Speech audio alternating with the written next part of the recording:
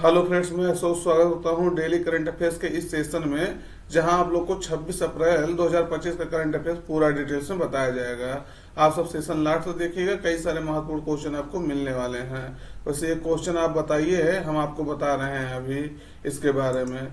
तो शुरुआत करते हैं आज के पहले क्वेश्चन के साथ। करा किस राज्य सरकार ने ग्रामीण महिलाओं को आर्थिक रूप से सशक्त बनाने के लिए रेशम सखी योजना शुरू की है? तो किस सरकार ने शुरू किया है ये आपको बताना है। विकल्प में है कर्नाटक, उत्तर प्रदेश, मध्य प्रदेश, बिहार। तो किस राज्य सरकार ने किया है इसका शुरुआत? सही उत्तर आपका रहेगा उत्तर प्रदेश सरकार ने इस योजना को शुरुआत की है। कौन से? रेशम सखी योजना। तो क्या है इसकी जो है डिटेल्स देखते हैं। इस योजना के तहत महिलाएं घर पर ही रेशम के कीड़ों का पालन करके रेशम उत्पादन के माध्यम से आय अर्जित कर सकती हैं। तो घर पर ही रेशम कीट पालन करने के लिए यह योजना शुरू किया गया है, जिससे महिलाएं जो है घर से ही आय अर्जित कर सकें। इसे राज्य ग्रामीण आजीविका मिशन और रेशम विभाग द्वारा संयुक्त रूप से क्रियान्वित किया जा रहा है। किसके द्वारा? राज्य ग्रामीण आजीविका मिशन और रेशम विभाग द्वारा।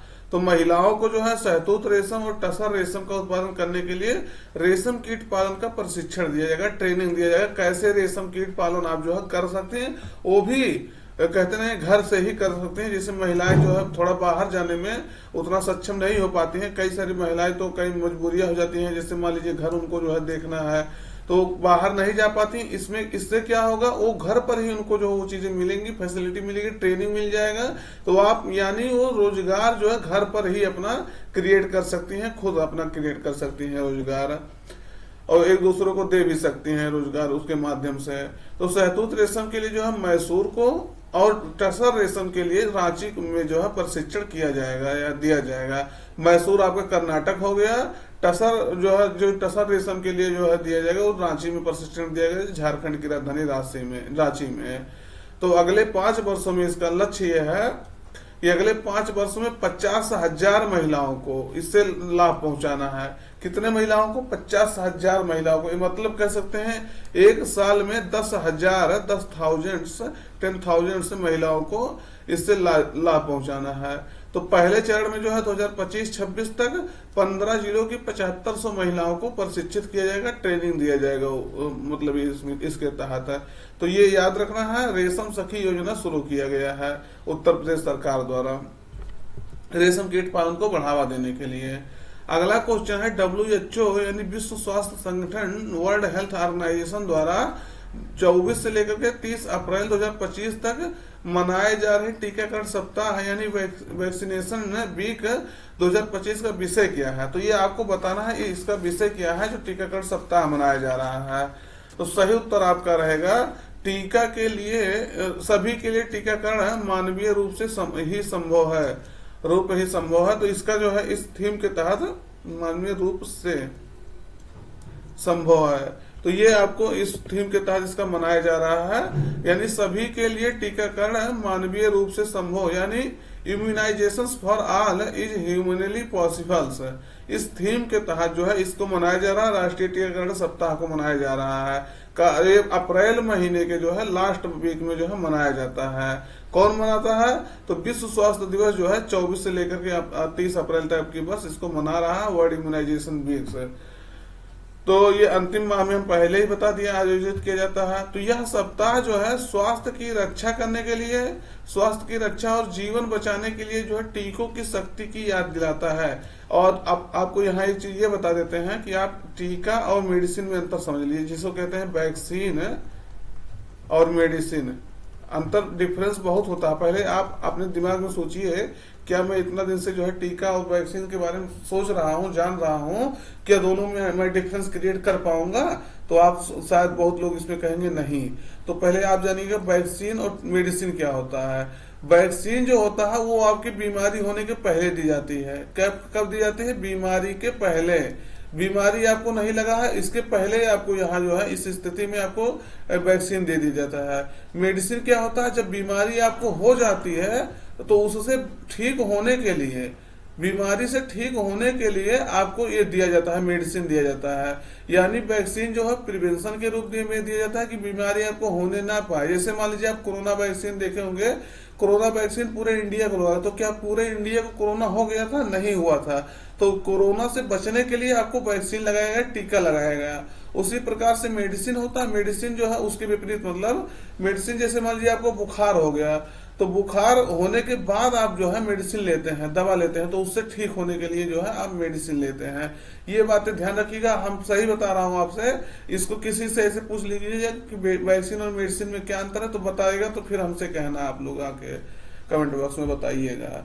तो ये बेसिक डिफरेंस यही होता है कि उसको पहले दिया जाता है, उसको बाद में। इसका और कई सारे जो है अंतर हो सकते हैं, लेकिन मेन अंतर आपका यही था। अगला है विश्व बौद्धिक संपदा दिवस, यानी वर्ल्ड इंटेलेक्चुअल्स प्रॉपर्टी डे कब मनाया जाता है। तो ये आपको बताना है कि विश्व बौद्धिक संपदा दिवस कब मनाया जाता है। तो आज हम लोग 26 अप्रैल को हम लोग यह दिवस मना रहे हैं, विश्व बौद्धिक संपदा दिवस है। कल हम लोग जो है विश्व मलेरिया दिवस मनाए थे, इसको आपको ध्यान रखना है। इसके बारे में हम कल आपको पूरा डिटेलिंग कर दिए थे। अब की महीने में जो है इतना महत्वपूर्ण दिवस आया है कि जान लीजिए इस महीने से कई सारे एग्जाम में क्वेश्चन आपको मिलेंगे दिवस वाले, अगले आने वाले कुछ एग्जाम्स में। तो देखेंगे इसके बारे में। विश्व बौद्धिक संपदा दिवस है, यानी वर्ल्ड इंटेलेक्चुअल्स प्रॉपर्टी डे 26 अप्रैल को मनाया जाता है। तो बौद्धिक संपदा के महत्व के बारे में जागरूकता बढ़ाने के लिए यह दिवस मनाया जाता है। पहले आप जानिए बौद्धिक संपदा का होता क्या है। बौद्धिक संपदा मतलब आपके दिमाग का, आपके बुद्धि का जो है बुद्धि का उपयोग करके जो संपत्ति निर्मित की जाती है वही आपका बौद्धिक संपदा होता है। यानी कोई भी चीज आप विकसित किए अपने दिमाग का यूज करके, तो वो आपकी बौद्धिक संपदा हो गई। तो वो होता है, इसके बारे में जागरूकता बढ़ाने के लिए यह मनाया जाता है। तो बौद्धिक संपदा में आपका पेटेंट हो गया, कॉपीराइट हो गया, मतलब जैसे कोई चीज आप विकसित किए, कोई टेक्नोलॉजी, कोई एक ऐसा पेन विकसित कर लिया है जो आपको, मतलब ऐसा कोई पेन है जो बोलता भी है और लिखता भी है, तो कह लीजिए कि वो आपका पेटेंट हो गया। वो उस पर आपके कॉपीराइट हो गया, कोई यूज नहीं कर सकता, उस टेक्नोलॉजी को कोई यूज नहीं कर सकता है। तो पेटेंट हो गया, कॉपीराइट हो गया, ट्रेडमार्क हो गया, और डिजाइन शामिल है इसमें जो है बौद्धिक संपदा में, जो दैनिक जीवन को प्रभावित करते हैं। तो इसी दिन जो है 26 अप्रैल 1970 में विश्व बौद्धिक संपदा संगठन विपो, जिसे world intellectual property organization convention लागू हुआ था, इसीलिए यह जो है इसी दिन मनाया जाता है। आपको पता होगा विश्व लेवल पर एक जो है बौद्धिक संपदा से संबंधित चीजों को यही डील करता है, विपो डील करता है। तो यह दिवस सन 2000 से विपो के सदस्य देशों द्वारा मनाया जाता है। अब की वर्ष का थीम है आईपी एंड म्यूजिक। आईपी मतलब इंटेलेक्चुअल प्रॉपर्टी एंड म्यूजिक, या उसके बाद feel the beat of IP intellectual property. IP और संगीत, आईपी की धड़कन को महसूस करें। तो ये जो है बौद्धिक संपदा की धड़कन को जो महसूस करें, ये इसका थीम है अब की वर्ष का। तो ये इम्पोर्टेंट है आपके लिए, याद रखना है, क्योंकि क्वेश्चन यहाँ से पूछा जा सकता है। अगला क्वेश्चन है, बहुत महत्वपूर्ण क्वेश्चन है, चर्चा में रहा शिमला समझौता कब अपनाया गया था। तो ये अभी आपको बताना है, शिमला समझौता कब अपनाया गया था। देखिएगा, अभी आपको पता होगा 22 तारीख में पहलगाम, पाकिस्तान द्वारा पहलगाम में, जम्मू कश्मीर के जो है अनंतनाग जिले में, JNK के किसमें, अनंतनाग जिले में बैसरन घाटी था। वहां जो है, इसको घाटी को याद रखना, क्योंकि मैं कई बार आपसे जो है बता चुका हूँ। क्वेश्चन आपका इसे डायरेक्ट पूछा जाएगा, किस जिले में है, कहाँ है, लोकेशन पूछा जाता है, किस राज्य में है। तो बैसरन घाटी आपको याद रखना है, जम्मू कश्मीर में है। तो यही बैसरन घाटी में आपका पहलगाम था, जहाँ जो टूरिस्ट गए थे, वहां पाकिस्तानी आतंकवादियों द्वारा हमला कर दिया गया था, जिसमें जो है 26 से अधिक लोग, कहीं कहीं 28, कहीं कहीं 27 ऐसे लोगों का डेथ घोषित कर दिया गया था, मतलब उनको मार दिया गया था, और कईयों को घायल कर दिया गया था। तो उसी सिलसिले में जो है भारत सरकार ने कड़ी कार्रवाई की है, जिसे सिंधु वाटर जो इंडस वाटर ट्रीटी था, उससे जो है भारत उसको निलंबित कर दिया था, सस्पेंड कर दिया था, जो 1960 में जो है गठित किया गया था। ये ट्रीटी मतलब समझौता हुआ था, भारत सरकार इससे निकल गया है। तो उसके जवाब में पाकिस्तान ने ये कहा है कि हम जो 1972 में शिमला समझौता हुआ था उससे बाहर निकल जाएंगे, उससे बाहर निकल गए हैं। तो ये इसके बारे में काफी न्यूज में था, क्योंकि अभी देखिएगा इंडस वाटर ट्रीटी में कल आपको पूरा जो है डिस्कशन कर दिया था। भारत सरकार जो है क्या क्या इससे संबंधित जो है, जब ये हमला हुआ है कह सकते हैं अटैक हुआ है इंडिया पर, तब भारत सरकार इसके बाद से कई सारे जो है डिसीजन ली थी, जिसका हम पूरा डिटेल्स में बताए थे। अभी हो सकता है आपको फिर से एक बार बता देता हूँ। वैसे ही जानिएगा, शिमला समझौता 1972 में हुआ, तो पहले शिमला समझौता जो है इसको देखिएगा, तब इसको अगले बताते हैं आगे। तो पाकिस्तान ने जो है पहलगाम आतंकवादी हमले पर भारत की प्रतिक्रिया और सिंधु जल संधि को निलंबित करने के जवाब में 1972 के शिमला समझौते को जो निलंबित कर दिया है। तो ये बात आपको जो उससे ये भी कहा कि हम इससे निकल जाएंगे। तो पाकिस्तान को अभी पता नहीं कि तुम अपना ही नुकसान करोगे। अभी इनका जो है हाथ में कटोरा जो है देना बहुत जरूरी है, क्योंकि ये दुनिया को बहुत जो है परेशान कर रहे हैं। दुनिया जो अगर पूरे कहीं आतंकवाद से कोई देश परेशान है तो उसमें पाकिस्तान का बहुत बड़ा हाथ है। तो पाकिस्तान को जो है अलग थलग करने के लिए भारत सरकार पूरे हथकंडे अपना रही है, हर इंटरनेशनल लेवल पर भी कूटनीतिक रूप से, और जवाबी कार्रवाई में भी जो है इनको जवाब देंगे।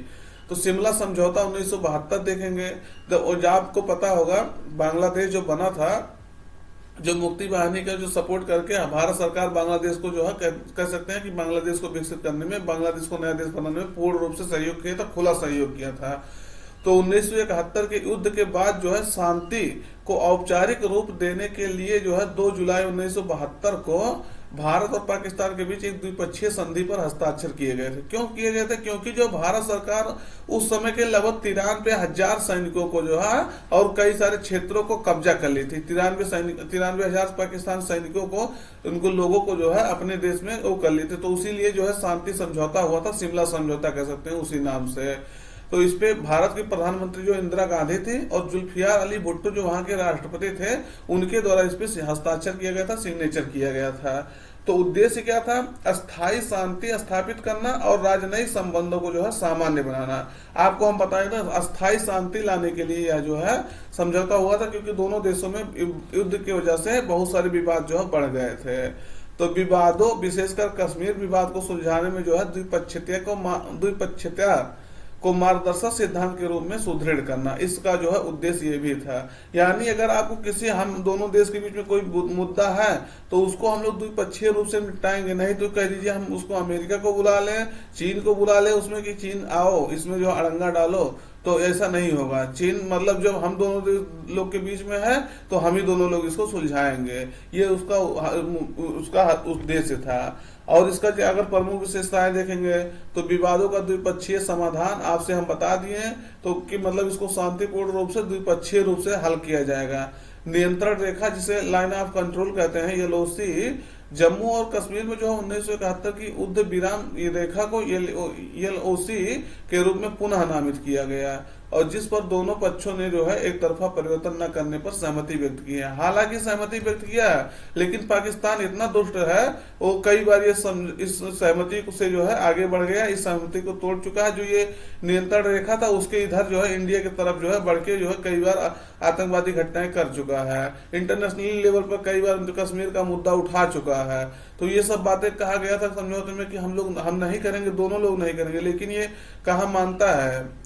कहते ना, कुत्ते की पूंछ है जैसे नलकी में डालोगे तब भी वैसे रहेगा। तो ये जो है ऐसे नहीं सुधरेगा, इसका जवाब अच्छे से करना पड़ेगा। भारत सरकार हर तरीके से तैयारी कर रही है। देखिएगा आने वाले समय में, आपको बता रहा हूँ, इनके ऊपर जो है अच्छी कार्रवाई करते हुए आप सरकार दिखेगी। और देखेंगे इसमें संप्रभुता का सम्मान करना है, यानी सॉवरेनिटी को। तो गैर हस्तक्षेप और क्षेत्रीय अखंडता के लिए जो है पारस्परिक प्रतिबद्धता जो है इसमें दोनों लोग को करना है। राजनयिक सामान्यीकरण, यानी युद्धबंदियों की रिहाई सहित जो है सहित व्यापार, यात्रा और राजनयिक संबंधों की जो है बहाली की जाएगी इसमें। तो ये बातें आप सब आपको ध्यान रखना है, इम्पोर्टेंट है। भारत सरकार जो है इस पे कई सारे जो इनके खिलाफ कई सारे कदम उठाए, जिसके कारण से ये तिलमिलाया हुआ है। अगला है शून्य खसरा रुबेला उन्मूलन अभियान के तहत भारत सरकार ने खसरा और रुबेला को कब तक खत्म करने का लक्ष्य रखा है? तो भारत सरकार ने जो है 2026 तक खसरा और रुबेला को खत्म करने के लिए लक्ष्य रखा है, इस योजना के तहत, इस अभियान के तहत, खसरा रुबेला उन्मूलन अभियान। तो केंद्रीय स्वास्थ्य मंत्री जो हमारे हैं जेपी नड्डा साहब, उन्होंने जो है राष्ट्रीय स्तर पर राष्ट्रीय शून्य खसरा रुबेला उन्मूलन अभियान 2025-26 का शुभारंभ किया, जिसमें क्या है 2026 तक दोनों बीमारियों को खत्म करने के लिए भारत के लक्ष्य की जो है पुष्टि की है। यानी मीजल्स जो होता है और रुबेला, इसको भारत सरकार 2026 तक खत्म करने के लिए लक्ष्य रख ली है। तो शून्य खसरा रुबेला उन्मूलन अभियान, ये जो है जो एक संक्रामक वायरल रोग है खसरा और रुबेला, इसको खत्म करने के लिए एक जो है राष्ट्रीय टीकाकरण पहल है। यानी नेशनल लेवल पर जो है एक वैक्सीनेशन किया जाएगा, टीकाकरण किया जाएगा, जिससे जो है ये बीमारी आपसे दूर रहे। लक्ष्य क्या है, तो सभी जिलों में 95% से अधिक टीकाकरण कवरेज के माध्यम से 2026 तक खसरा और रुबेला के शून्य संचरण को प्राप्त करना है। आप जानते होंगे खसरा जो उसे कहते हैं मीजल्स, पहले लोगों को बहुत होता था, लेकिन अभी जो है बहुत कम आप देखने को उसको पाते होंगे। तो भारत को जो है खसरा और रुबेला चैंपियंस पुरस्कार 2024 भी प्राप्त हो चुका है। यानी भारत सरकार इंटरनेशनल लेवल पर रिकॉग्नाइज किया जा चुका है कि भारत सरकार खसरा और रुबेला को जो है एलिमिनेट करने में, उसको इरिडिकेट करने में बहुत अच्छा भूमिका निभा रहे हैं। इसीलिए इसको खसरा और रुबेला चैंपियंस 2024 पुरस्कार प्राप्त हो चुका था इंटरनेशनल लेवल पर WHO द्वारा। तो ये बातें आपको ध्यान रखना इम्पोर्टेंट है आपका। अगला है, किस राज्य में भारत का पहला क्वांटम कंप्यूटिंग विलेज स्थापित किया जा रहा है। तो ये आपको बताना है किस राज्य में ये स्थापित किया जा रहा है। सही उत्तर आपका रहेगा आंध्र प्रदेश के जो है अमरावती में एक जिला है, गांव है, विलेज है अमरावती में, वहीं जो है ये पहला क्वांटम कंप्यूटिंग विलेज स्थापित किया जा रहा है, बनाया जा रहा है, विकसित किया जा रहा है। तो भारत का पहला quantum computing village Amaravati Andhra Pradesh में यह बनाया जा रहा है। इसमें भागीदार देखेंगे तो भारत सरकार और आंध्र प्रदेश सरकार जो है, अन्य संस्थाएं कई मिल करके इसके साथ भागीदारी करके वे इसको डेवलप कर रहे हैं। उद्देश्य क्या है, आंध्र प्रदेश को और भारत को, पूरे मतलब भारत को टेक्नोलॉजी का हब बनाना और क्वांटम अनुसंधान का विकास जो है करना है। क्वांटम कंप्यूटिंग विलेज क्या है, तो 50 एकड़ में जो है अत्याधुनिक टेक्नोलॉजी हब बनेगा इसके माध्यम से। और यह क्वांटम कंप्यूटिंग जो है आर्टिफिशियल इंटेलिजेंस हो गया, कृत्रिम बुद्धिमत्ता हो गया, साइबर सुरक्षा जैसे क्षेत्रों में अनुसंधान और जो है विकास करेगी, रिसर्च एंड डेवलपमेंट इसके माध्यम से किया जाएगा। तो बातें आपको ध्यान रखना। आंध्र प्रदेश में इसको जो है अमरावती में एक जिले में इसको विकसित किया जा रहा है। एक जो है जिले में नहीं कहेंगे, एक विलेज में है। अगला है, स्वामित्व योजना के 5 वर्ष पूरा किए, स्वामित्व योजना ने 5 वर्ष पूरा किए, इसे किस मंत्रालय द्वारा लॉन्च किया गया था। तो ये अभी आपको बताना है इस स्वामित्व योजना के बारे में, इसको किस मंत्रालय द्वारा लॉन्च किया गया था, जो अभी 5 वर्ष पूरा कर लिया था। तो ये आपका जो है 24 अप्रैल को 5 वर्ष पूरा कर लिया है, क्योंकि 24 अप्रैल 2020 को पंचायती राज मंत्रालय द्वारा इसको शुरू किया गया था। तो स्वामित्व योजना क्या है, डिटेल्स में देखना जरूरी है। तो स्वामित्व योजना पहले जानिएगा, इसका जो है स्वामित्व ऐसे लिखा जाता है, इंग्लिश में लिखा जाएगा। स्वामित्व का फुल फॉर्म है सर्वे ऑफ विलेजेस, आबादी and mapping with improvised technology in village area. यानी गांवों का सर्वेक्षण और ग्रामीण क्षेत्रों में बेहतर तकनीक के साथ जो है मानचित्रण। तो यानी आपको पता चल गया होगा गांव का जो है मानचित्रण करना है, सर्वे करना है, इसका जो है इसके माध्यम से, इस योजना के माध्यम से। 24 अप्रैल 2020 को जो है पंचायती राज दिवस जब हम लोग मना रहे थे, उसी दिन ये इसको जो है इस योजना को लॉन्च किया गया था। और यह योजना जो है गाँव में घरों और जमीन के कानूनी स्वामित्व के कागजात देने के लिए ड्रोन और मैपिंग तकनीक का उपयोग करती है। इससे ग्रामीणों को जो है ऋण प्राप्त करने में, आपको अभी बताते हैं इसके बारे में, संपत्ति विवादों को निपटाने में और स्थानीय नियोजन में जो है सुविधा करने में मदद मिलेगा, ये मिलती है। अब आप देखते होंगे, आप कभी भी ऋण लेने जाते होंगे तो आपको कोलेट्रल मांगता है। कोलेट्रल मतलब आपके खेत का जो है वो मांगता है कि हाँ आपका खेत है और कोलेट्रल जमा करिए। नहीं जमा करेंगे, नहीं इसलिए जमा किया जाता है क्योंकि भविष्य में वो जो पैसा ना दे पाए तो उनकी खेत के माध्यम से उसको जो है निकाला जा सके, बेच करके या किसी माध्यम से। तो इसलिए जो है कोलेट्रल लगता है बैंक में। तो उसके क्या होगा, जमीन विवादों में रहता है तो वो कोलेट्रल लागू नहीं होता है। तो उससे अगर ऋण प्राप्त करने में अगर विवाद खत्म हो जाएगा इस योजना के तहत, मानचित्रण उसका हो जाएगा, किसका है किसका नहीं पूरा ऑनलाइन चढ़ जाएगा, तो उसको आपको ज्यादा दिक्कत नहीं होगा, वो चीजें ऑनलाइन आपको शो कर जाएगी। और संपत्ति विवाद आपको जानते होंगे कितना जो है दिक्कत होती है संपत्ति विवाद में जो है उसको निपटाने में, स्थानीय नियोजन में सुधार करने में कितना मदद मिलेगी, तो जो लोकल लेवल पर जो है प्लानिंग करने में मदद मिलेगी अगर पूरा मानचित्रण सही से हो जाए। क्योंकि कई बार कोई भी काम करने शुरू करते ही सरकार या वहाँ के ग्राम प्रधान कह लीजिए, वो उसमें जो है कई लोग अड़ंगा डाल देते हैं कि यहाँ से मेरा रोड गया है, यहाँ से मेरा ये हुआ है, यहाँ से मेरा मकान है, यहाँ से मैं ये करूंगा, तो वो चीजें जो है जब जटिल हो जाती हैं तो काम रुक जाता है, तो इसीलिए जो है समस्याएं होती हैं। तो इसे जो है भारतीय सर्वेक्षण विभाग द्वारा भारतीय राष्ट्रीय सूचना विज्ञान केंद्र सेवा इंक इसके साथ प्रौद्योगिकी भागीदार के रूप में कार्यान्वित किया जा रहा है इसको। अगला क्वेश्चन और लास्ट क्वेश्चन इस आज का है, अभी आपको हम रिवीजन भी करवा देते हैं, उसके पहले आप जो है सेशन अपने मित्रों तक जरूर शेयर करिएगा। तालिस्मान सार्वे नामक राष्ट्रीय सैन्य अभ्यास की मेजबानी किस देश द्वारा की जाएगी, तो ये अभी आपको बताना है इसका मेजबानी किसके द्वारा किया जाएगा। सही उत्तर आपका रहेगा ऑस्ट्रेलिया और पापुआ न्यू गिनी मिल करके जो है इसका आयोजन कर रहे हैं, अभी करेंगे मतलब। तो ये 13 जुलाई से लेकर के 4 अगस्त 2025 तक इसका आयोजन होने वाला है। कहाँ होने वाला है? ऑस्ट्रेलिया और पापुआ न्यू गिनी, पहली बार है जिसमें पापुआ न्यू गिनी इसमें पार्टिसिपेट कर रहा है। तो ये संस्करण आपका 11वां संस्करण है, ये तालिस्मान एक्सरसाइज का, साब्रे एक्सरसाइज का। और इस अभ्यास में जो है क्वाड देश के साथ जो 15 और देश इसमें शामिल होंगे। क्वाड देश में कौन कौन शामिल है? तो क्वाड देश में आपका यूएसए है, क्वाड्रिलेटरल सिक्योरिटी डायलॉग कहते हैं, यूएसए है, इंडिया है, जापान है और आपका कौन है? ऑस्ट्रेलिया है। इसके बारे में आप सब कई बार इससे पढ़ चुके होंगे, इसके बारे में क्वेश्चन पूछा जाता है क्वाड में कौन कौन शामिल है। तो उद्देश्य क्या है? जो मित्र देशों के बीच सैन्य सहयोग को बढ़ावा देना, इस उद्देश्य के तहत इसको जो है शुरू किया गया है। 2005 से एक्सरसाइज प्रत्येक 2 वर्ष पर हो रहा है। तो ये बातें आपको ध्यान रखना है। काफी जो है महत्वपूर्ण आपका सेशन हो गया होगा, देखे होंगे जब आप एक एक क्वेश्चन पढ़ेंगे तब आपको पता चलेगा कितना महत्वपूर्ण है। इग्नोर नहीं कर सकते हैं क्योंकि यहीं से डायरेक्टली आपसे जो है क्वेश्चन पूछा जाएगा। तो मित्रों आप अपना में शेयर कर दीजिएगा, चैनल लाइक कर लीजिएगा और सब्सक्राइब नहीं किया है तो सब्सक्राइब कर लीजिएगा। आप रिवीजन आप जो है देखिएगा, बताइएगा।